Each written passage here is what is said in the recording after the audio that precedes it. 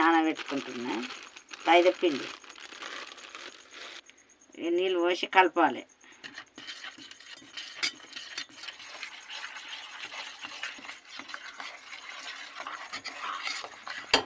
ఇక ఇట్లా నానబెట్టిన పొద్దుగల నీళ్ళు ఎసరు పెట్టి అంబలు చేసుకోవాలి. ఇక మూత పెట్టాలి. అంబలికి నీళ్ళు ఎసరు పెట్టిన ఎసరు మసలంగానే ఇది పోస్తా. కొద్దిగా నానబెట్టిన అని చెప్పినా కదా, అయినాయి ఇది పోసుకొని కలుపుకోవాలి.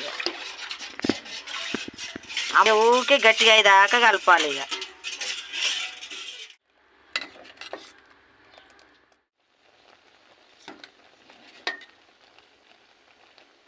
దించిన పొయ్యి బంద్ పెట్టినాయి. ఇట్లా కావాలి.